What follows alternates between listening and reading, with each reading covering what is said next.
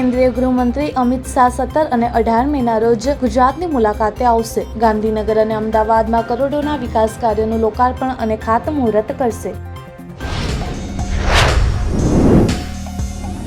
સાંસદ મનસુખ વસાવાનો એક video viral થયો, જેમાં રસ્તાના નિર્માણ કામમાં બેદરકારી દાખવનારા અને ભ્રષ્ટાચાર આચરનારા કોન્ટ્રાક્ટર અને અધિકારીઓને આડે હાથ લેતા નજરે પડ્યા છે. અમદાવાદમાં 1 જાન્યુઆરી 25 થી પેટ ડોગ રજિસ્ટ્રેશન પોલિસીનો અમલ શરૂ કરાયો છે, જેમાં 50,000 પાલતુ કૂતરા સામે 5,520 કૂતરાની નોંધણી માલિકોએ મ્યુનિસિપલ કોર્પોરેશનમાં કરાવી છે.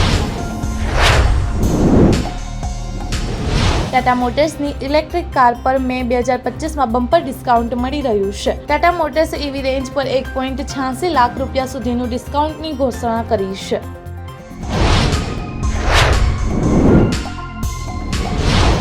ઉત્તર પ્રદેશના બલરામપુર જિલ્લામાં ગુરુવારે સવારે એક દુઃખદ અકસ્માત થયો છે. અહીં લગ્નમાંથી પરત ફરી રહેલા એર્ટિગા કારને ટ્રકે ટક્કર મારતા 5 લોકોના ઘટના સ્થળે મૃત્યુ થયા છે.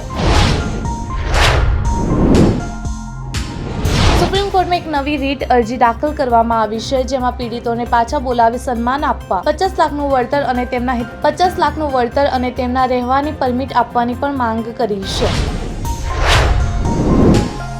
બ્રિટિશ રાજકીય વિવેચક અને લેખક ડેવિડ વાન્સે પહલગામ આતંકવાદી હુમલા અને ઓપરેશન સિંદૂર પર મોટું નિવેદન આપ્યું છે. તેમણે પાકિસ્તાનને ટેકો આપવા બદલ ચીનની ટીકા કરી છે.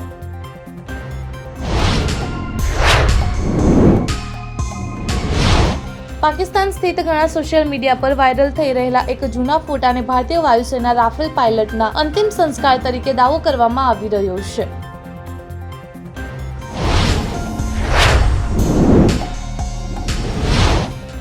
કેન્દ્ર સરકારે 37.06 અબજ રૂપિયાના ફોક્સકોન વચ્ચેના સંયુક્ત સાહસને લીલી ઝંડી આપી છે. આ મંજૂરી ગઈકાલે કેબિનેટમાં આપવામાં આવી હતી.